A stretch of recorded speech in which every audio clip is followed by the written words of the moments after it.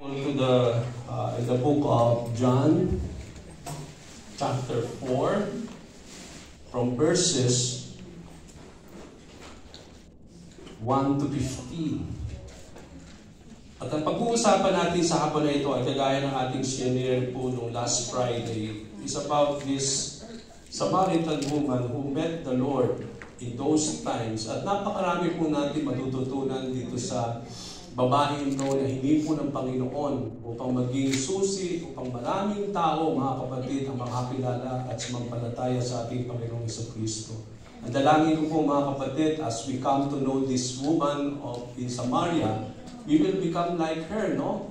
Na magamit ng Panginoon, na kahit alam natin na maraming pumipigil sa atin upang maglingkod sa Panginoon at maging daluyan ng pagpapala ng Panginoon sa mga taong gustong abutin ng ating Diyos. But then, alam namin wala pong mahina o kahinaan na hindi kaya ng Panginoon na abutin upang tayo po ay magamit niya. Kagaya nitong babaeng ito na kahit makasalanan siya at namumuhay sa iba't ibang mga bagay na hindi kaaya-aya sa Panginoon. But then, ito pong insidente na ito, kung paano niya nakilala ang Panginoon, ay ginamit siya ng Diyos upang ang buong Samaria ay makakilala sa ating Panginoong Jesucristo at sumampalataya sa Kanya. So, let's go to this wonderful story. Pag-uusapan natin lahat yan, but then we will just be reading verses 1 to 15. So if you have your Bible, just read with me. Okay, ang sabi dito, Jesus with a Samaritan woman. The Pharisees heard that Jesus was gaining and baptizing more disciples than John, although in fact it was not Jesus who baptized but his disciples. When the Lord learned of this, he left Judea and went back once more to Galilee. Now he had to go through Samaria, so he came to a town in Samaria called Sychar, near the plot of the ground Jacob had given to his son Joseph. Jacob's well was there, and Jesus, tired as he was from the journey, sat down by the well. It was about the 6th hour, or the 6th hour. When a Samaritan woman came to draw water, Jesus said to her, "Will you give me a drink?" His disciples had gone into the town to buy food.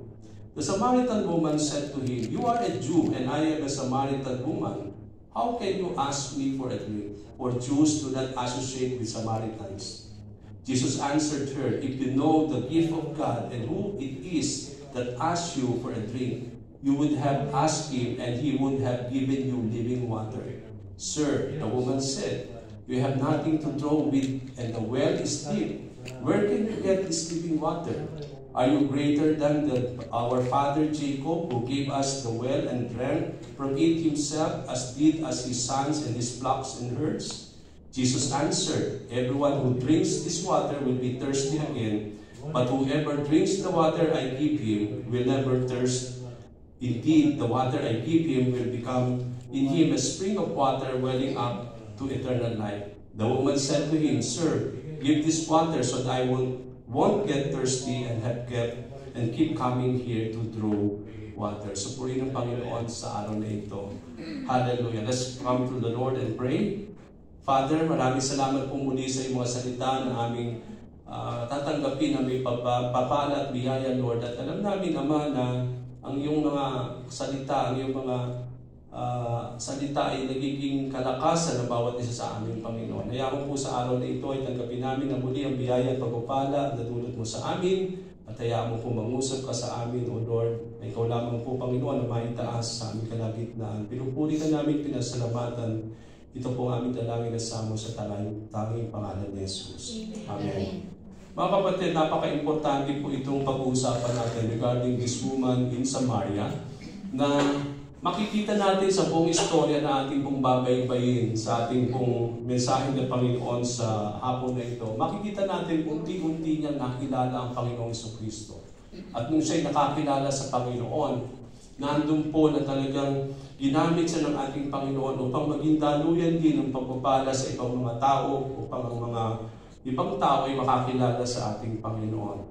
But before that, let us go first to the plot of our story. Okay?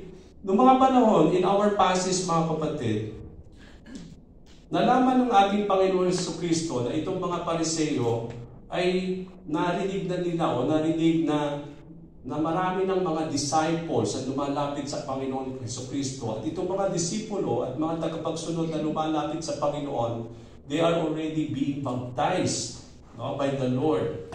So dahil nalaman na ni Jesus na alam na ng mga Pariseo ito, ang ginawa niya, siya'y umalis ng Judea kung saan siya'y nanunood at doon siya nagbabautismo. At siya ay bumalik na muli sa Galilea.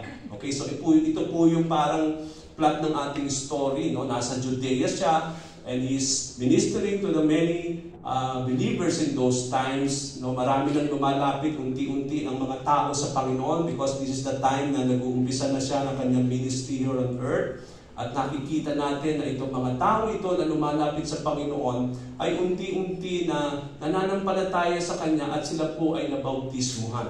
At dahil alam niya na narinig na ito ng mga Pariseo, nagpasya ang Panginoong Jesucristo upang lisanin ang Judea upang bumalik na muli sa Galilea. Okay? Now, gaano ba kalayo ang Judea sa Galilee? Okay, dahil manggagaling siya ng Judea and he has to go to Galilee. Sabi nila mga kapatid, it was considered, sabi nung mga panahon na yun, it was considered that Judea to Galilee is around 70 kilometers and it will take 2.5 days to travel by foot. It means to say, noong mga panahon ng Panginoon, wala pong mga sasakyan, walang mga train, o anumang bagay para mabilis ang paglalakbay. Maaaring today, ito kung may sasakyan tayo, if you have to travel to Judea in our modern time, it will not take you so much. Siguro, minutes lang. Okay? Dahil may mga sasakyan tayo. Pero, noong mga panahon na yon, dahil nakita natin ang Panginoong Jesucristo, He always walked with His disciples. But He traveled from different place to place just by walking. At kung titingnan natin, when He traveled from Judea going to Galilee, they said, out of that 70 kilometers, it will take Jesus to walk 2.5 days to reach the destination. Now, on the way to Galilee, meron 3 ruta na pwedeng daanan. Okay? Ito po yung nasa mapa natin. Meron 3 daan. Ito pong yung blue na route. This is the western route. Meron naman yung black, yung gitna na line, yun yung central route. At yung route number 2, yung red, on the right-hand side, ito yung eastern route. Napakagandang pag-aralan ito kasi may kinalaman ito sa ating story today. Na napakaganda, bakit si Lord dumaan ng Samaria? Now, sa mga Hudyo, they will never pass Samaria. Okay? They will always take either the eastern route or the western route. Alamin natin, bakit hindi sila dumadaan yung central route? Ano ba yung central route? Yung central route, ito daw yung pinakamalapit, para bang easiest way, the shortest way, going to Galilee from Judea. They have to pass, sabi nga natin dito, but then, even though ito yung pinaka-central route at ito yung pinaka-shortest way, going to Galilee, but then you have to pass Samaria. Okay? Now, ito pong route number 2 na pwedeng, ito yung alternative. Okay? Ano yung ito? Ito yung eastern route. Kaya lang, ang problema dito, you have to cross the Jordan River. We are here in Jordan, no? Alam niyo po. And we will come to understand na yung Dead Sea ay kakabit yan papunta doon sa Sea of Galilee. Okay? Ito yung Dead Sea sa baba, yung Sea of Galilee nasa taas, at makikita natin doon, yung nagpo-connect dyan ay yung tinatawag nating Jordan River. Okay, so here, when you go to Galilee from Judea, you have to pass the red line. At ang kailangan dito, you have to cross the Jordan River. Yung ikatlong ruta na pwedeng daanan, 3 ruta ang pwedeng yung pagpilian. Kung pupunta kayo ng Galilee, kung galing ka ng Judea, ikatlong ruta is you will have to go to the western route close to the Mediterranean Sea. Yung blue na yun yung Mediterranean Sea. At makikita natin dito, you have to go on that route going to Jerusalem or in Galilee. Now, napaka-importante ito mga kapatid is because if you are a Jew in the time of the Lord, they never pass the central route. hindi sila dadaan dun sa pinaka-shortest way. It's either iikot sila, doon tatawid ng Jordan River, yung sa kanan ninyo, yung red na line, papuntang Galilee at Jerusalem. Yung iba naman is either they go to the western route, close to the Mediterranean Sea, at hindi sila dadaan ng pinaka-central route because of Samaria. Now, bakit hindi sila dumadaan? Aalamin natin yan mamaya. No, bakit ang mga Hudyo hindi sila magpampas ng Samaria going to Galilee or going to Jerusalem? But, surprisingly, nakakamangha, nakakapagtaka, si Jesus bilang isang Hudyo, sabi nga natin, when He went to Galilee, He passed by the central route going to that place, and He passed Samaria and came to the village of Sychar. And the place is near the field that Jacob gave to his son Joseph. So makikita natin sa ating istorya, no, na si Jesus, nung pabalik na siya sa Galilee, hindi siya pumunta doon sa eastern route o doon sa western route na laging yun ang daan na dinadaan ng mga Hudyo. But even though kahit siya yung tunay na Hudyo, alam natin na may layunin ng Panginoon. Bakit nagpass siya doon sa central route? And He passed by Samaria and He reached this place, Sychar. At itong lugar na ito yung lugar kung saan ito yung lupa na ibinigay ni Jacob sa kanyang anak na si Joseph noong mga panahon na yun.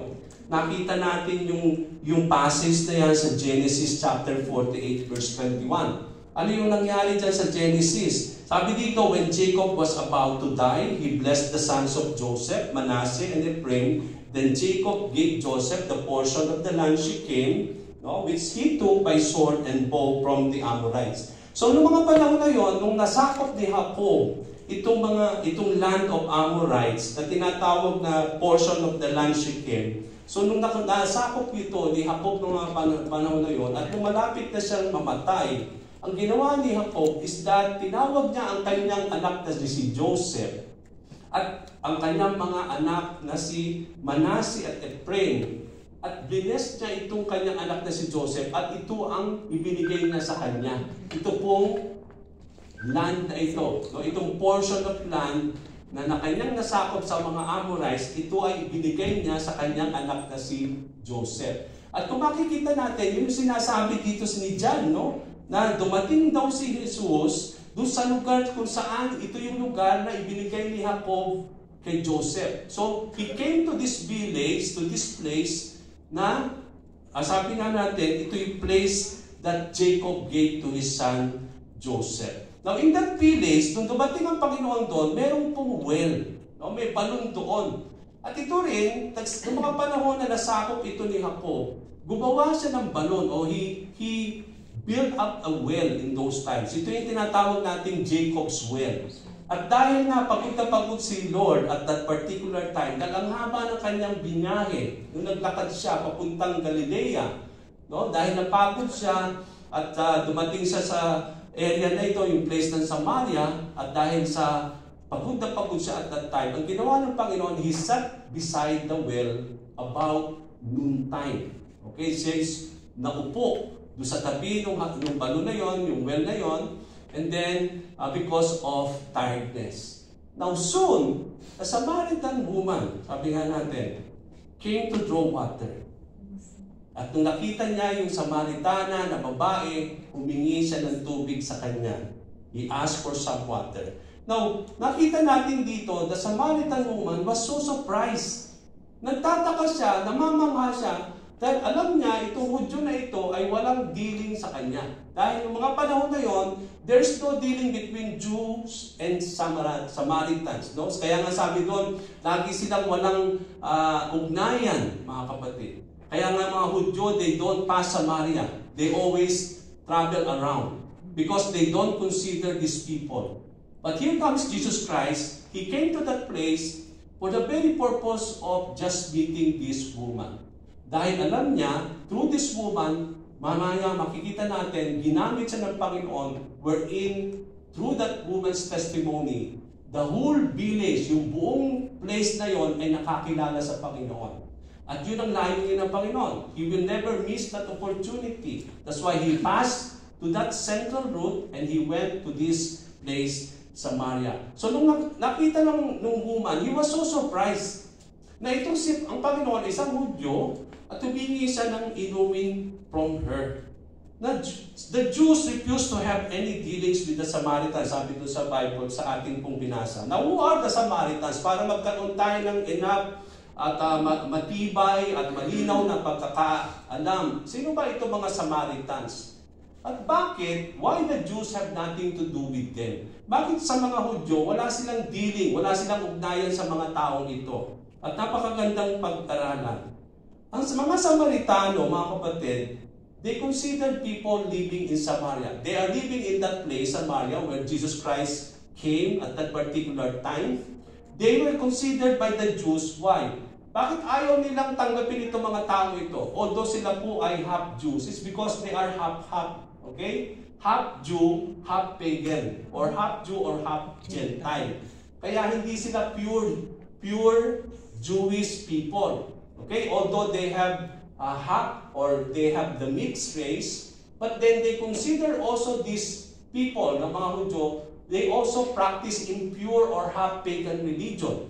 Dahil sila yung mga Gentile at sila po ay naging part ng Samaria, ibig sabihin dito, meron din sila mga kauginayan noong mga panahon na yon, no? Na sila'y sumasamba sa iba't ibang mga Diyos-Diyosan. That's why, itong mga Hudyo, hindi nila kino-consider na kagaya nila itong mga Samaritano, na kahit sila ay half-breed, na may Jewish blood pa rin sila, but then they don't consider them like them because of their impure life and because of their impure religion. So they were half Jews and half Gentiles. Now, because of this, dahil sa mga yan, because of this, the Jews have no dealings with them. And that explains, mga kapatid, ito yung nag-i-explain sa atin at nagbibigay sa atin ng kaalaman why they don't have any dealings with them. That why the Jews will not pass Samaria. No? Hindi sila pupunta dyan sa lugar na yan, mga panahon na yon. Because that is they don't consider them as like them and they don't have any dealings with them at all. Okay? Now, bakit nagkaroon? Bakit nagkaroon ng half-breed sa Samaria in those times? Samantalang nung panahon na yon, si Jacob, yung place na yan ay kanya. Si Jacob is a pure Jewish, no? Pure Israelita, because we know that all tribes of Israel came from Jacob. So, ibig sabihin, itong lugar na ito ay kanya, sinakop niya ito. Ibig sabihin, ito ay talagang, sabi nga natin, ma-consider natin na talagang people live there in those times. Pero bakit nagkaroon ng half-breed? Noong mga natatandaan ninyo, noong mga panahon ng napakatigas ng ulo ng Israel. Di ba pinasakop sila sa mga Babylonia? At si King Nebuchadnezzar, ang ginawa niya, nung sinunog niya yung templo, dahil sa tigas ng ulo ng Israelita ng mga panahon, pinasakop ng Diyos, si Yahweh, yung Jerusalem, dito kay Nebuchadnezzar. Hindi lang na sinunog nila, dinestroy nila yung templo, pati yung sabi na, wall of Jerusalem. No? But then, ang ginawa niya, karamihan ng mga tao, pinadala niya sa Babylon. At although may mga naiwan sa lugar na yon, sa Jerusalem, no, sa places na sasakop ni Nebuchadnezzar, including Samaria in those times, ay ang ginawa niya, yung mga ibang mga nasakop niyang mga lugar, yung mga tao doon, na mga gentil at pagano, ipinatira nila doon sa Jerusalem. Kaya nagkaroon ng mix na mga nakatira doon, yung mga Hudyong naiwan, na hindi nakasama sa Babylon, at ang mga tao na galing sa iba't ibang lugar, doon din nanirahan. At dahil doon, nagkaroon ng intermarriages. Nagkaroon sila ng naging mga Hudyo, nakapagkasawa ng mga Hentil, kaya nagkaroon po ng mix na breed. Okay? Kaya nga, noong mga panahon na yon, nung bumalik na uli yung mga Hudyo, di ba? Pinalayo ng Persia, nung nasakop ng Persia yung Babylon, di ba? Si King Cyrus, si King Darius, di ba? Nagkaroon ng favor si Lord, pinauwi na niya uli yung mga nandun sa Babylon.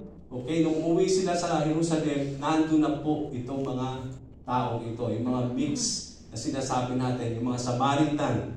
Okay? And that's the time that they don't have dealing with them. Now from this passage, no, kung makikita natin dito, but even though the Jewish people have no dealing with them, but makikita natin dito, even Jesus Christ is a Jew, why He came there on that place? Alam natin na mayroong layunin ng Panginoon. And we will see that, no? At makikita din natin dito mga kapatid kung paano unti-unti nakilala nitong Samaritana ang Panginoon to the point that she really came to know who Jesus Christ was, and she was able to testify to the whole village regarding the Lord. Makikita natin yan as we go along.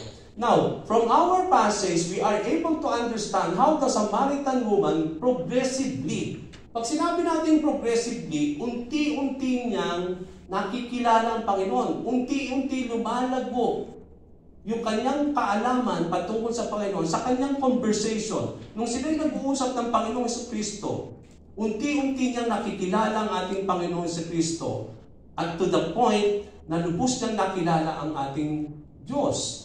At iisahin natin yan. Nung unang-unang kita niya dito sa ating Panginoong Jesucristo, anong kanyang perception sa kanya? Ito po, he's just a normal Jew. Nung nakita nitong babae ito at humihingi si Jesus ng kanyang inumin, ano sabi niya? The Samaritan woman said to him, "You are a Jew." So sa kanya, parang normal na Hudyo lang na itong Hudyo na ito. Kaya nga nagtataka siya, bakit itong Hudyo ito nandito at humingi pa sa akin ng inumin, samantalang wala namang kaming ugnayan because of what is happening between the Jews and the Samaritans. Kaya sa kanya, nung nakita niya si Jesus, unang-unang pananaw lang niya ay hisay parang normal na Hudyo. Ano sinasabi nito mga kapatid? Di ba sa sa ating mundo ngayon, ang dami pong, when it comes to the Lord Jesus Christ, how does they perceive the Lord? And how does many people look unto Jesus Christ? They say that He is just a normal like us. That He is just a normal guy. That He is just a normal person like you and me. At maraming nagsasabi na siya'y tao lamang. Yes, that is true. Alam naman natin talaga na 100% siyang tao. But we cannot neglect the fact as well that Jesus is 100% God. That He is God who took the form of being like us. Sabi nga sa John, no? The Word became flesh, no? And dwelt among us. That God became flesh and dwelt among us. Ito nga yung sinasabi natin na sabi nga noong mga panahon na yon that He will be called Emmanuel, the God that is with us. At alam natin mga kapatid, we cannot neglect the fact, yes, that's true, that Jesus Christ is 100% human. Kaya nga napapagod siya. Dito nga natin nakita na napagod siya dahil sa kanyang paglalakbay. Makita natin na talagang 100% siyang tao. Kaya ang ginawa niya, umupo siya at kailangan niyang uminom. O sa kanyang pagkakauhaw. That proves that He is indeed a human being. But let us not put that only when it comes to the Lord. We know that He is God Himself who took the form of being flesh like us. No, so here, yung unang pananaw nito, no, at first, makikita natin sa unang pakikita lang nitong Samaritana kay Jesus, she perceived her as just a mere Jew. And this explains, mga kapatid, this explains why the woman was surprised when Jesus as a Jew requested a drink for her. She asked the Lord why He was asking drink from her as a Samaritan. Dahil alam niya na walang dealing ang mga Samaritano sa mga Hudyo. So Jesus has the reason. Meron pong reason si Lord. Bakit siya ay humihingi ng inumin dito sa babaeng ito? Unang reason natin, bakit siya humihingi ng inumin o tubig is because to satisfy his thirst. Dahil uhaw ang Panginoon. Ang haba ng kanyang binahe, mga kapatid, from Judea going to Galilee, and he passed this place, Samaria. Kaya napaka napagod siya and he wants to rest. At the same time, he was so thirsty at that particular time, kaya siya humingi ng tubig sa babae. So yun ang unang reason natin. Pangalawang reason, to satisfy, sabi nga natin, not only to satisfy his thirst, but Jesus will use the water to reveal himself to this woman. Mamaya, makikita natin, yung inumin na yan, yung tubig na yan ay gagamitin ni Lord para ipakilala niya ng lubos-lubos ang kanyang sarili dito sa babae ito. Kaya sa umpisa pa lang, gagamitin ni Lord itong tubig from the well to reveal himself to the woman. Kaya importante na humingi siya ng tubig kasi mamaya may kinalaman yon sa mga i-share o i-disclose ng Panginoon sa babae ito upang lubos niyang makilala ang ating Panginoon sa Kristo. Pangatlo, the Lord used the situation to open the conversation with her so He could minister to her. Ginamit ng Panginoon yung sitwasyon na yon para magkaroon ng conversation. Many times in our lives, ang hirap nating magbukas ng conversation para makapag-share tayo, di ba? Mahirap tayo, hindi natin alam. Ito, nililid tayo si Lord dito kay sister na i-share natin. Sometimes, ang hirap nating pumasok. Paano kaya ako mag-uumpisa? No? Paano ko ba i-share? Sometimes, nag-i-struggle tayo. Ano bang strategy ang gagamitin ko? Si Lord, alam niya, no? Ginamit niya yung strategy. Yung inumin na yon, yung pagiging ng tubig, ginamit niya yon para magkaroon sila ng communication nitong babae. And unti-unti, nagkakaroon sila ng pag-uusap. Just asking water only. Okay, in our lives, dapat marunong tayo mag-start ng conversation, no? Para ma-share natin si Jesus sa iba't ibang tao.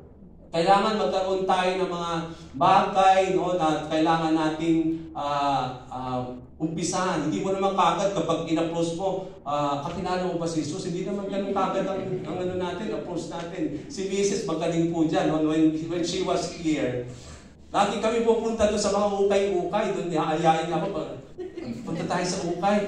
So, sometimes hindi naman siya makakapili. Pero ang aking may bahay, magaling po siya mag-start ng mga conversation. No? And during that conversation, saan niya sisingitan ngayon? I-invite niya ngayon sa church o tsaka niya sisingitan ngayon tungkol about the Lord Jesus Christ. No? Sometimes, siguro lang, mapakita mo si kapatid na nagpipili din sa ukay. No, ang dami ninyong pwedeng conversation eh. Siguro yung damit muna, yun ang pag-usapan nyo. O madalas kapag bumibili ng ukay dito. Ang napakadali pong magbukas ng conversation, mga kapatid. If you just be normal lang po. No? Kasi ang dami nating way for us to open conversation. And during the conversation, doon mo isisingit si Lord. Isa si Lord, hindi niya kagad inireveal yung kanyang sarili.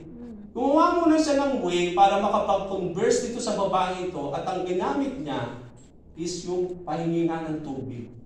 From there, nakikita natin unti-unting nagkakaroon ng oportunidad ang Panginoon upang kausapin ang babae ito at itong babae ito ay unti-unti niyang makikilala ang ating Panginoong Kristo.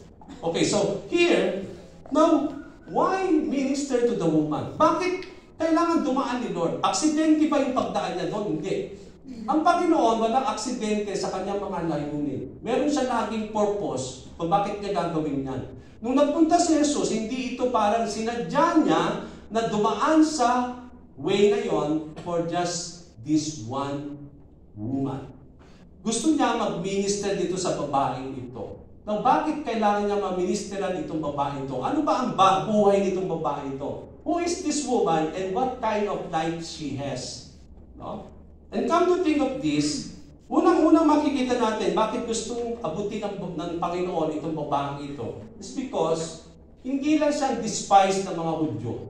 Come to think, if you are a Samaritan, you are considered despised by the Jewish people. Kaya, sa mga Hudyo, yung buong Samaria, yung mga nakatira doon, ng mga Samaritans, they are considered despised people by the Jewish people. Hindi lang siya despised by the Jewish people, pero but her own people, yung mga Samaritan also, this woman was considered by her own people as what? Outcast. Ano ba ang mga outcast in those times?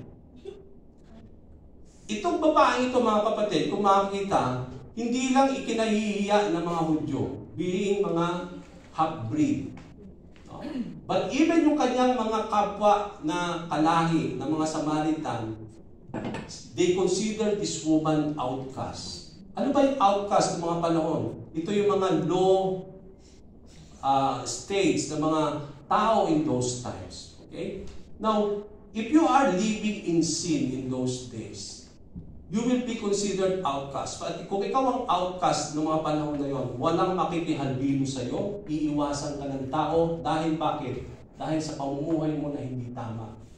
Ngayon, itong tao ito, itong babae ito, siya'y nabubuhay ng hindi tama. Kaya yung buong bayan, no, yung mga tao na kalahi niya, siya'y iniiwasan. No? Hindi sila nakikihalubilo dito sa babae ito dahil sa klase ng kanyang pamumuhay. Okay, the woman was living, ano ba? Ano ba ito? Bakit siya considered outcast or despised in those days? The woman was living with different men. At dito sa ating istorya, no? Mamaya makikita, i-reveal ni Lord sa kanya, no? Na itong babae ito pala, no? She's living with what? With 5 different men. Oh, paano din, 5 lalaki ang kanyang sinasamahan. I think that is not really normal and right. No, kaya itong babae ito, dahil alam ng mga buong bayan na kung saan siya naninirahan, na gano'n ang kanyang klaseng pamumuhay, kaya siya ay kinukonsider to be an outcast, hindi parang isolated siya, no? Walang siyang kaibigan, walang nakikihalibilo sa kanya dahil sa kanyang klase ng kanyang pamumuhay. But here comes Jesus Christ. He knows the situation of this woman, kaya gusto niyang abutin, gusto niyang baguhin itong babaeng ito. And that is how we can see from this story, that merong purpose ang Panginoon dito sa babae ito. Kaya siya'y nagdaan doon at nagbukas siya ng opportunity para makilala niya at higit sa lahat makausap itong babaeng ito. Kaya nga sabi ng Panginoon, no? Jesus answered to her, "If you knew the gift of God and who it is that asks you for a drink, you would have asked Him and He would have given you a living water." So ginamit ng Panginoon yung sitwasyon, nung humingi siya ng tubig dito sa babae, sabi ng babae, "Ikaw ay Hudyo, ako ay Samaritana. Paano na ikaw Hudyo humingi sa akin ng tubig?" Kaya sinabi ng Panginoon, pabalik doon sa babae, kung alam mo lamang yung sino yung humihingi sa iyo ng tubig, at kung paano na ikaw hihingi sa kanya, He would have given you living water. Okay, ang sinasabi ni Lord, sa pananaw nitong babaeng to, mayroong gustong ibigay sa kanya na tubig. Okay? May gusto siyang ibigay si Lord sa kanya na tubig. Kaya ang nagdaro sa isip niya, ano itong tubig na ibibigay ni Lord sa kanya? Kaya tinanong niya ang Panginoon. So here comes now the second thing. So una, nakilala niya ang Panginoon sa kanya parang normal na Hudyo lang. Normal na tao. Kagaya ng mga Hudyo. But here comes the second thing. He perceived that this man is not just a normal Jew, but greater than Jacob. Noong mga panahon na yon, si Jacob o si Jacob is considered to be great by Jewish people and also by the Samaritans because they came from Jacob. Lahat ng tribe came from Jacob. Kaya makikita natin, siya ay isang ninuno ng mga Israelita, ng mga Hudyo. Kaya they consider him as their forefathers and they consider him great in that particular time. Kaya nung sinabi niya, nung narinig niya na mayroong ibibigay si Lord sa kanya na inumin, ang sabi ng babae, "Are you greater than our father Jacob? No? Who gave us this well?" Masigit ka ba kay Jacob? O yung tubig ba na ibibigay mo sa amin ay masigit pa from this well? Kasi itong well na ito is so great. Kasi marami ng lahi ng dumaan, maraming taon, lahat ng tao, they drink from this well. Hindi lamang tao, kundi mga animals na sustain because of this well. Kaya for them, itong well na ito is so great. Yung water na yan is so great because they have been sustained by this water. At sino nag-provide dito? Si Jacob. Kaya nung binibigyan siya ng tubig ng Panginoon, sabi niya, "Are you greater than our father Jacob? Is your water that you want to give me is greater than this water?" Kasi sa kanila, ito ay great sa kanila. Okay? So dito, makikita natin na parang unti-unti ngayon na tina-challenge ng Panginoon at unti-unti nakakakilala itong babae ito. Kaya nagtatanong siya, okay, yung bang tubig na gusto mong ibigay is greater than this water? Are you greater than our father Jacob? Ayun ang sabi ng Panginoon. In hearing this, the Samaritan woman thought that Jesus was referring to physical water. Nung sinabi niya that if you know kung sino yung kinakausap mo, that I am willing to give you a living water, akala niya yung gusto mo ibigay ng Panginoon sa kanya ay physical water. She asked the Lord, paano mo ako bibigyan ng tubig? Wala ka namang rope, wala ka namang bucket, kasi palalim yung balon na yun. Akala ng babae ito, si Lord ang iigib ng tubig at bibigyan siya ng tubig. Kaya tinatanong niya, how you will give me water? Wala ka namang rope. Wala ka namang anything because the well was so deep. Okay, so yun ang tanong niya. Now, makikita natin dito, the woman was so curious if the water that Jesus longed to give her was better than the water coming from the well given to them by Jacob. Kasi sa kanila, itong tubig na ito is so great. It became a great help for them. Na itong tubig na ito ang nagsustain sa bawat taon, sa bawat henerasyon at nakarating sa kanila na nagsustain hindi lamang sa tao, kundi pati sa mga animals. Tinatanong niya rin, are you greater than our father Jacob? She also asked if Jesus was greater than their ancestor. Ikaw ba ay higit pa sa aming ancestor na Jacob? Okay? Who provided the water for us to drink? So dito, kinukumpara nitong babae ito, si Jacob at Jesus. Now, for us to understand this, mga kapatid, why the water Jesus desires to give was better. Dito nyo makikita na yung tubig na ibibigay ng Panginoon is better than the water in the well. At to prove also that He is indeed better than their forefather Jacob. Why the water Jesus desires to give was better than the water Jacob gave? Kasi ang sabi ng Panginoon, pag uminom ka ng tubig ninyo na yan, you will have to drink it again. Pero yung tubig na ibibigay ko sa iyo, when you drink it, you will not get thirsty again. And that proves itself na itong tubig, na itong living water na gustong ibigay ng Panginoon is greater than this water from the well. Because ang sabi ng Panginoon, everyone who drinks this water will be thirsty again. The water Jesus was giving was better than the water Jacob gave to them because everyone who drinks it will be thirsty again. Jesus is greater than Jacob. Not only the water that he wants to give to the woman is greater than the water from the well because the living water that God wants to give to the woman will be a living water na hindi na niya kailangang uminom na umuli para once you drink on that water by the Lord. So dito natin makikita that Jesus is greater than Jacob because why? Jesus is greater in our lives. Hindi lang nagpo-provide sa atin ng tubig. He always provide us food. He always provide us shelter. He always provide us many things in our lives, all the things that we need. So, kung si Jacob, nag-provide lang ng tubig sa mga Israelita, when it comes to the Lord Jesus Christ, He can provide them anything that they need. Not only water itself. Because He is the God of all blessings. That all things were created by the Lord. And He can, because God owns everything, He can bestow and He can pour out those blessings to all of us.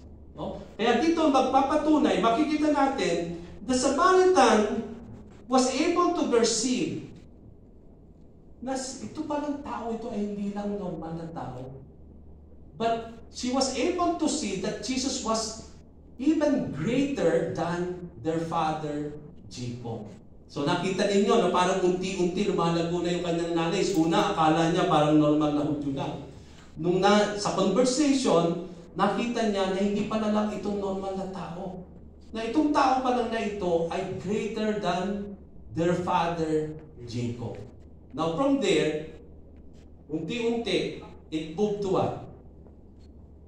That that Jesus is indeed the living water that will lead to eternal life. Ang sabi ng Panginoon sa verse 14, "But whoever drinks the water I give them will never thirst. Indeed, the water I give them will become in them a spring water leading up to eternal life." So when Jesus Christ revealed Himself to the woman, sinabi niya that the water that I long to give to you is living water, and it will become a spring of water welling up to eternal life. No? Now, makikita natin dito na ginagamit ng Panginoon patuloy yung water as yun yung parang yun yung means for Him continuously to reveal Himself to this woman. At makikita natin dito na sinasabi ng Panginoon that I am the living water, that if you drink on me, you will be never thirsty again. Because the drink that the Lord will give unto us will become springs of water in our lives. Na dahil spring siya, no? It will well up to eternal life. Kaya nang sabi ng Panginoon, itong tubig na ito, kapag ikaw ay uminom, mauuhaw ka ulit.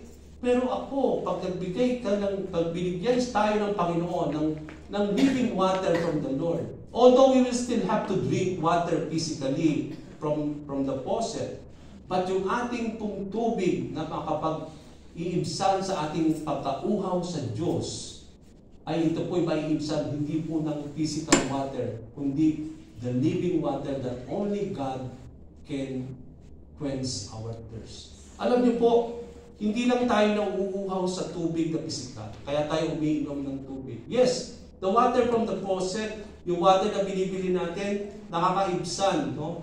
Nakaka-quench ng ating thirst. But there is nothing that can quench our thirst from God. Kung ating spiritual na buhay, kailangan pakainin ng salita ng Panginoon para tayo mabuhay at lumago. Ganun din naman na kailangan natin ng tubig na buhay na galing kay Jesus Cristo, na magparang spring yan sa ating buhay, na ating kaluluwa, yung ating pong thirst for the Lord is being satisfied by this living water that is present in our hearts. Wala pong kahit anumang bagay na makapag-aalis ng ating pagkauhaw sa Panginoon. Ang ating pagkauhaw sa Panginoon Diyos, kundi ang Panginoong Jesucristo lamang ang siyang makakapag-quench ng thirst na yan para sa ating Panginoon Diyos. Nothing can remove that thirst from our lives. Kaya nga sabi ng Panginoon, when you drink on this water that I will give you, you will be never thirsty again. Amen. Hindi na ibig sabihin doon, hindi ka na iinom ng tubig ulit. No, you still have to drink water from the faucet, from the dispenser, because you need that. We cannot survive without physical water. But the same thing, we cannot survive without the living water that Jesus wants us to give. Amen. Because He alone can give us that living water that will quench our continuous thirst for God. O kailangan natin, kung kailangan natin ng salita ng Panginoon to grow, to live, the same thing we need the water, the living water that Jesus Christ came to give us. Now, it is good to notice, nung sinabi ng babae, ito bang tubig na ibibigay mo sa akin ay mas better dito sa tubig that Jacob gave us? Kasi sa kanya, better ito dahil it sustained them throughout the years. Ngayon, the living water gives, no? Nung binigay ng Panginoon, sabi niya, nung kinarakterize ng Panginoon yung tubig na gusto niyang ibigay, sabi niya, it will become a living water and it will be a spring of water. Now, the word spring here is so important. The living water He gives will become a spring of water compared to the water from the well. Okay? The woman asked Jesus to give her the water that the Lord desires to give, but she was not able to understand that the living water Jesus was giving was not physical, but more of spiritual, that will quench her thirst for God.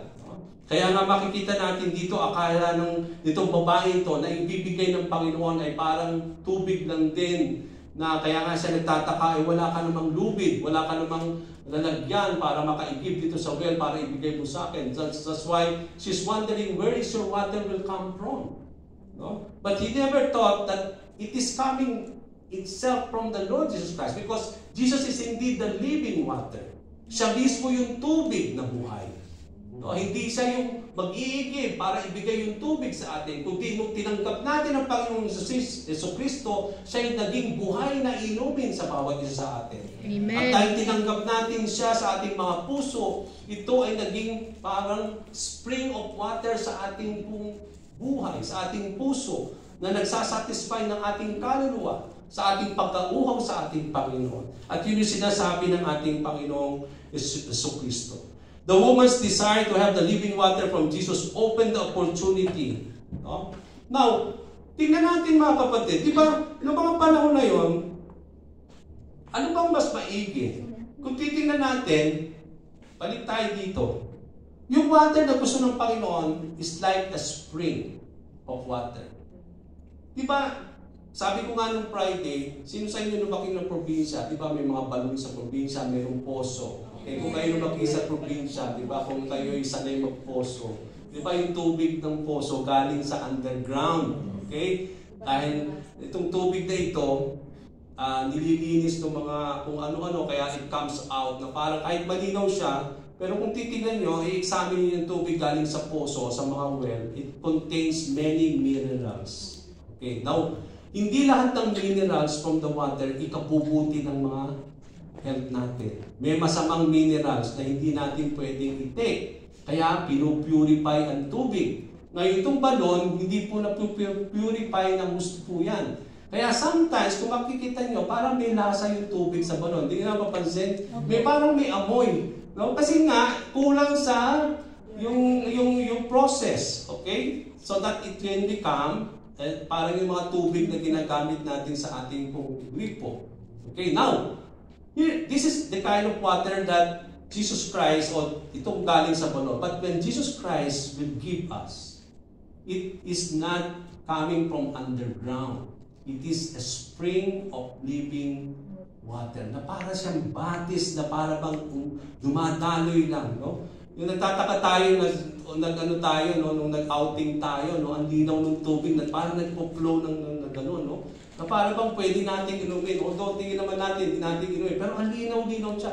May mga places in other countries that they can drink water directly from the spring. It's because it's so clear. No? Kasi very fresh siya. No? Talagang dumadalo yung tubig. And that's the kind of water na hinantulad ng Panginoon na kung paano niya ginamit yung word na spring na talagang sabi niya, it is much better than this water from the well. Now, here comes now, okay? The woman's desires to have the living water from Jesus opened the opportunity for the Lord to reveal her. Sabi ng babae, okay, can you give me this living water? Okay? Nung narinig ng Panginoon, okay, I will give you, but call first your husband. Tingnan niyo po yung conversation ni Lord, no? Yung parang lagi siyang marunong patuloy ng to open a conversation, and here comes now why he tell that, to reveal now the sinful life of this woman. For that woman also to perceive the knowledge concerning about the Lord. Okay? No, so tinawag, nung sinabi ng babae, okay, can you give me this water? Sabi ni Lord, okay, but call your husband first. Ang sabi ng babae, I don't have husband. Diba? Sinabi nung I don't have husband. You are right, sabi ni Lord. Because you don't have husband, but you have 5 men. You are living with 5 men, and all these men are not your husband. And even the man that you are living today is not even your husband. So come to think of this, how sinful is this woman is living at that particular time. No? Ang kanyang relasyon, no? Ibang lalaki ang kanyang sinasamahan at that particular day. How sinful is this woman in those days. Okay? Now come to think, Ginagamit ni Lord yung tubig. Kita mo, nag-umpisa lang sa tubig. Yung kanilang conversation, laging tubig. Okay, nung humingi na yung babae, sabi niya, okay, bibigyan kita, tawagin mo na yung babae, yung asawa mo. To open the conversation for the woman to realize na talagang, sabi niya, to convict her and for the Lord to tell her that she's living immorally, no, as a woman, because she's living with different men. No? Kaya nga nito, sabi dito, not your husband, but what you have just is quite true. And we know that, sa ano sinasabi dito? The woman was surprised how Jesus was able to know her sin. Hindi naman niya binilgan. Hindi naman niya sinabi kay Lord, paano na naman itong tao ito yung aking buhay? Na ako ay nakikipag-relasyon sa iba't ibang mga lalaki. Namangha siya, no? So what does this tell you and me? Even you try to hide your sinful ways, your sinful life from the Lord. Magtago na kayo kung saan nyo gusto magtago. Okay? Inak na ninyo sa mga closet daan para hindi na Lord. Mag-double lock pa para siguradong hindi makita. Kitang-kita pa rin ni Lord. Okay? Kahit anong tago ninyo sa buhay ninyo, alam ni Lord yun. Kahit anong gawin ninyong tago, no? Dobling pa ninyo yung kandado ng mga buhay ninyo. Kaya pa rin ang buksan ni Lord. Para i-reveal yung mga buhay natin. Here comes this woman. Hindi naman niya sinabi, kaya naman, paano kaya nalaman itong taong ito yung buhay ko? Namangha siya, no? And that itself, no? That itself led her to perceive. Sino itong tao ito? Akala ko, Hudyo lang. Nalaman ko na much greater siya kay Jacob. And here comes now how it ministered to this woman. That he is a prophet from God. Tingnan niyo po, unti-unti na lumalago yung kanyang conversation kay Lord. At as he conversed with Jesus Christ started daw continue to reveal himself. Nung una, akala niya parang Hudyo. Pero later on, hindi lang pala normal na tao ito. Siya yung mas higit kay Jacob. At hindi lang parang higit siya sa kay Jacob, kundi I believe he is a prophet from God. Sir, I can see that you are a prophet. Bakit nga na-perceive that Jesus is a prophet? Because prophet can only disclose yung mga hindi alam ng tao. Kaya yung mga panahon na yun sa Lumang Tipan, in the Old Testament, bakit yung mga prophets, they prophesy. No? Ibinibigay niya yung sinasabi nila yung mga bagay na gustong ipaalam sa kanya ng Panginoon. And they also, sabi na, they only foretell things, no? But at the same time, sila ay nagsasabi din ng mga bagay na hindi pa mangyayari. No? Kaya nga, sa kanila, ang mga propeta, they always see prophets from God who will reveal everything. Yung mga bagay na disclose, i-reveal yun. Itong taong ito, itong babaeng ito, dahil na-disclose yung kanyang sikreto, doon ang nagdala sa kanya para malaman niya at makita niya na ang isang propeta lamang ang makapag-aalam ng ano ang buhay ng isang tao. And that's why he came to understand that he is a prophet from God. At dahil siya yung propeta ng Panginoon, dahil nalaman niya yung iba't ibang mga bagay sa kanyang buhay, no? Only prophets could reveal things unknown. That's why, dahil unknown yung kanyang buhay, nireveal yun ni Lord sa kanya, that's why it proves that he is a prophet from God. Kaya yung kanyang naintindihan yun sa Panginoon. Kaya as a prophet, dahil alam niya yung lahat ng mga bagay na hindi nila alam, tinanong niya si Lord, dahil ikaw yung propeta, didisclose ko sa akin yung buhay ko, gusto kong tanungin, dahil ikaw yung propeta, bakit ba yung mga Hudyo nagsasamba sa Jerusalem at kami dito sa Mount Gerizim? Dahil siya yung propeta, gusto niyang malaman yung ano ba dahilan, bakit iba-iba kayo mga Hudyo, doon kayo nagwo-worship, samantalang kami, dito kami nagwo-worship sa mountain. Anong sagot ni Lord?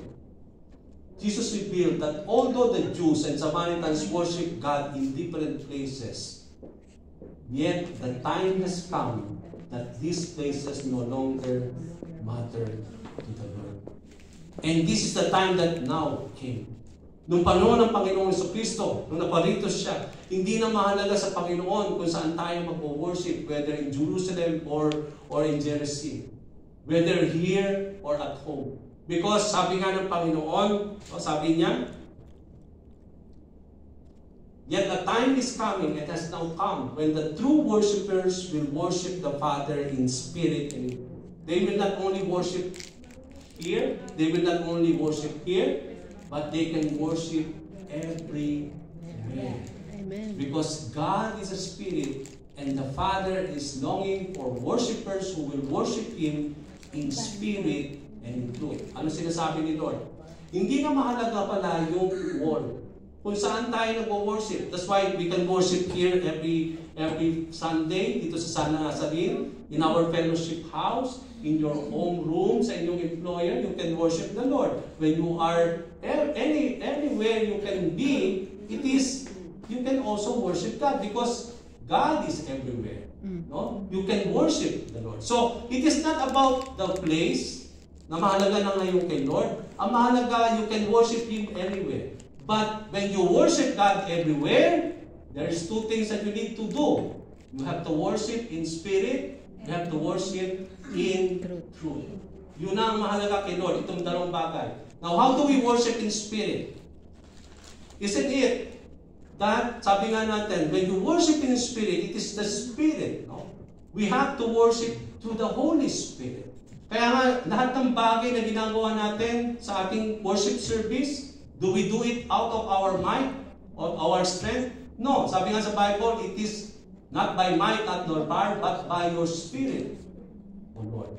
So when we worship God, mahalaga yung banal na Espiritu na nag-unite ang ating puso para isang katawan tayo nag-worship with God. Hindi iba-ibang espiritu tayo, hindi iba-ibang mga mind, but the Holy Spirit is setting us in one mind, in one faith, para isang katawan lang tayo nag-worship kay Lord. When our brothers and sisters here leading us into worship, are they doing it out of their awesome might? No. They are doing it by the Spirit. When we worship, it is the Spirit who's leading us to worship the Lord. So, I believe we do everything by the Spirit of the Lord, by the Holy Spirit. That's why whenever we worship God, we need the Holy Spirit. When it comes to prayer, prayer is a form of worship. Isn't it? We need the Holy Spirit. We need the Spirit when we pray. When we study the Word, we need the Spirit. It means to say, in everything that we do, even though binigyan doon yung worship lang, in everything that we do, we need the Holy Spirit in our lives. We will be always relying on the Spirit when it comes to God. We cannot just do it what we want to do when it comes to the Lord. So we always do it by the Spirit of the Lord. Second, you have to worship Him in truth. Now, who is the truth? And what is the truth? Diba? Sabi ng Panginoon, ay binasa ni Brother Amor kanina, John 14, I am the way, the truth, and the life. Who is the truth? Jesus Christ. He is the embodiment of the truth of God. So you can worship God by Jesus Christ. The truth is the Lord. And what is the truth? The Bible is the truth. Sabi ng Panginoon, continue in my words, and you will know the truth, and the truth will set you free.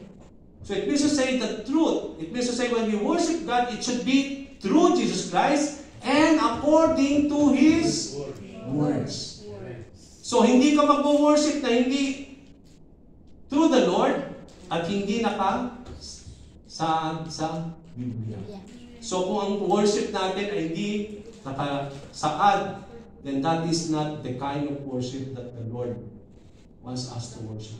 We are always worshiping according to what His words says. So here makikita natin dito, no? Unti-unti. From a Jew, nakita niya Hudyo, pero hindi na pala siya isang Hudyo, siya ay greater than Jacob. Why? It's because not only is greater than Jacob, but he is a prophet from God. And from prophet of God, nalaman niya na hindi lang siya simple propeta, but he is what? The Messiah. Ano sabi ng babae?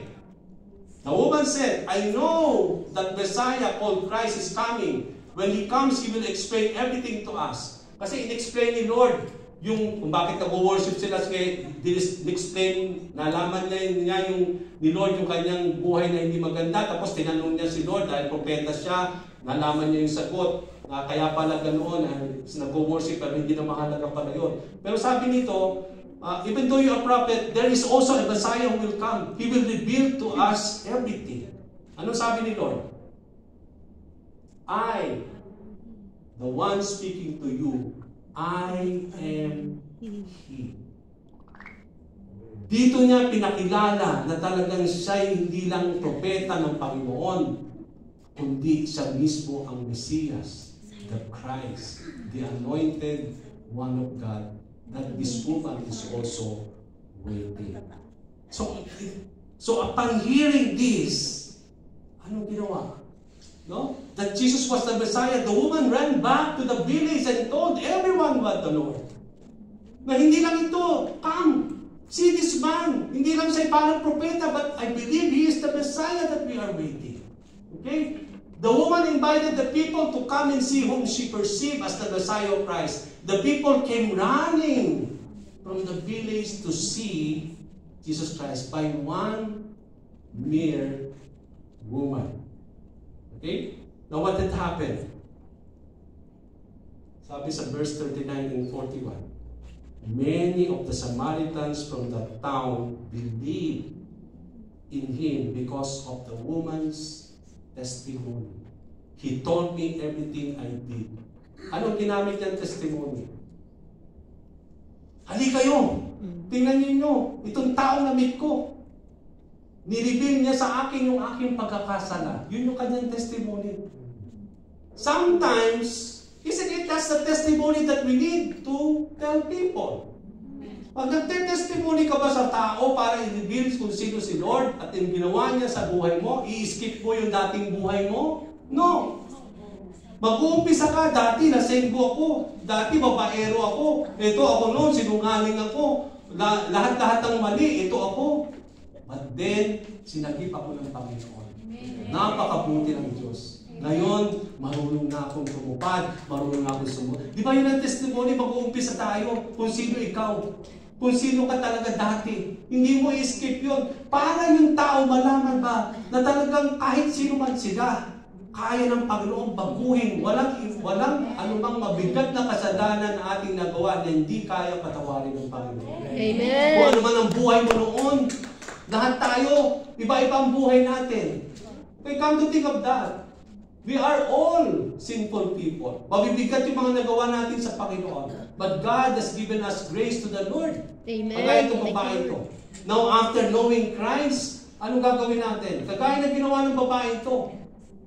She told everyone in the village, come, itong tao ito, nireveal niya yung aking sinful way, yung aking pagkakasala. So when the Samaritans came to him, they urged him to stay with them, and he stayed 2 days. And because of his words, many more believed in the Lord, become believers. Through whom? Through what? By this one testimony of this woman. Come to think, mga kapatid, isang tao, buong Samaritan village came to know the Lord. Okay, nakita ninyo, no? Now, hindi pa tapos yung revelation. From being a Jew, but greater than Jacob, but the prophet from God, that he is the Messiah, and then what else? That he is the Savior. Nung nakilala ng tao si Jesus, ito yung sinabi nila. They said to the woman, nung nakita nila yung babae, hindi lamang kami naniniwala dahil sa sinabi mo na siya'y propeta, na siya'y Mesiyas, but we come to see Himself. We come to hear from Him. No? Now we have heard for ourselves and we know that this man really is the Savior of the world. No? Ang ganda ng story ito kasi kung makikita natin kung talaga lang ipo-focus natin yung ating buhay sa ating Panginoon. Unti-unti niyang i-reveal sa atin kung sino siya. No? at hahayaan lang natin. Come to think of yung progressive na nakita natin dito. Jesus as just a normal Jew, tapos tumaas yun as Jesus as greater than Jacob. Nalaman niya na ito pang tao ito hindi normal na Hudyo, kundi masigit pa pala siya sa kanilang ninuno na si Jacob. Hindi lang yun. He was able to find that Jesus is the living water who can lead her to eternal life. Not only that, she was able to know that Jesus was the prophet from God. And from there, she came to know that not only she is a prophet, he is a prophet of the Lord, but he is indeed the Messiah, the Christ. And then later on, she was able to know that Jesus is the Savior of the world. Now, as I end, mga kapatid, tama, we are four. Anong tinuturo nito sa atin? What does this tell us as we close? The story of the Samaritan woman reveals many truth and powerful lessons sa ating mga buhay ngayon. Kung i-reflect natin yung nangyari na yun sa babae, sa buhay natin, anong tinuturo nito? That in spite of the woman was living in sin, yet Jesus took time to meet her, to reveal her sinful life, and to reveal Himself to her person. Ibig sabihin, there's no just one soul for the Lord. He's willing even to travel just for one soul.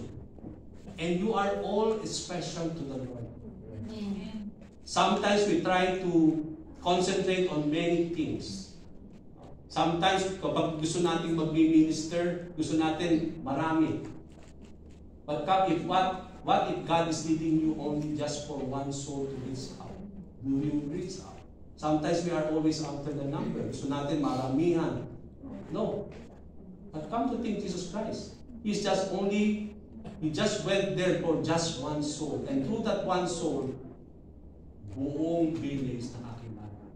What if that person that you will share, the Lord, sa pamamagitan ng babaeng nun, ay magiging susi para marami pa ang makakilala sa iyo. Kaya huwag natin maliitan isang tao, mga kapatid.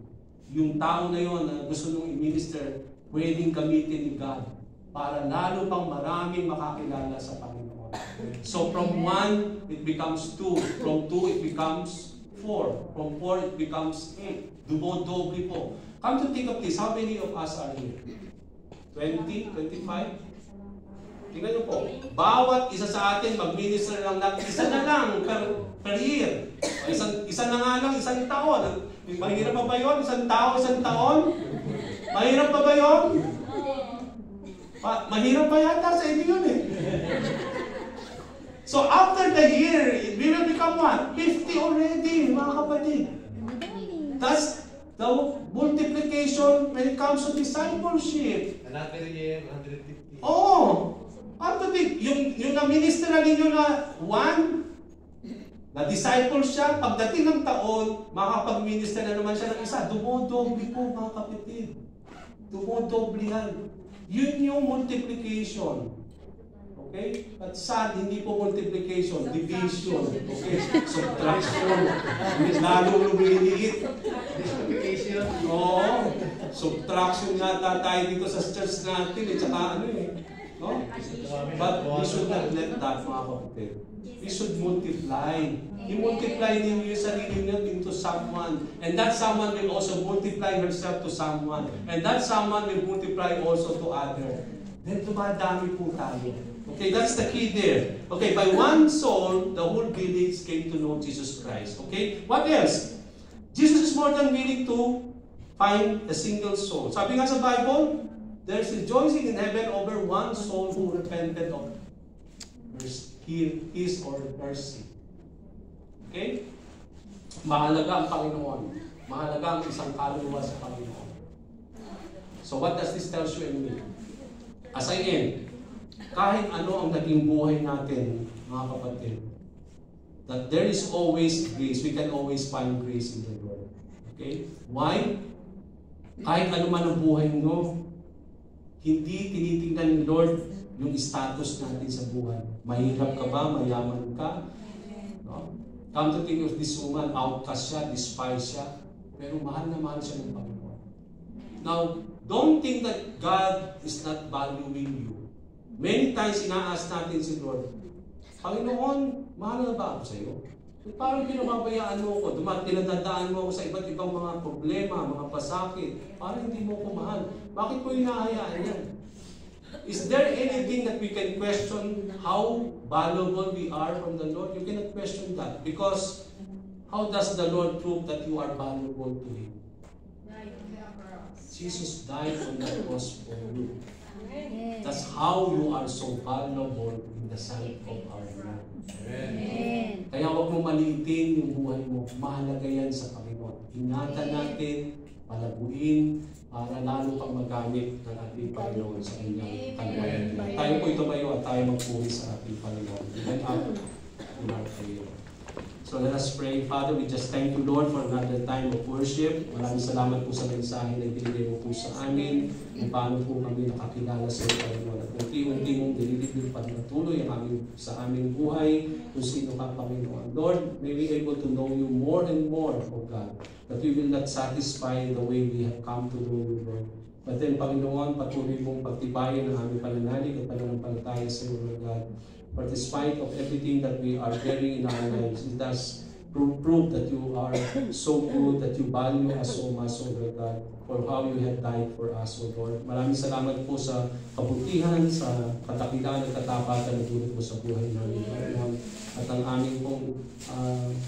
aming pong way of thanking you, Father, is that we want to use this body and our lives, O Lord, in serving you, Father. Use us, O Lord, as you have used this woman or this woman for other peoples to know you, Father. Alam namin, Panginoon, nagagamitin mo ang iglesia ito, ang bawat isa sa amin, upang marami pang tao makakilala sa Kanya, O Lord God. Use us, Lord, use us as a vessel, as your mouthpiece, as your feet and hands to touch people's lives and to speak your word, O Lord, through them, Ama. Maraming salamat po muli. And your name continues to be glorified in Jesus' name. So let us raise our hands and let us receive the blessing of our Lord. Finally, brethren, be perfect, be good comfort, be of one mind, live in peace, and the God of love and peace shall be with you. God is able to make all grace abound toward you, that you always having all sufficiency in all things may abound to every good work. The grace of the Lord Jesus Christ, the love of the Father, the communion of the Holy Ghost be with you all in the name of the Father, and of the Son, and of the Holy Spirit. Our service is ended. May you go in peace with the love of our God, and God bless us all. Amen.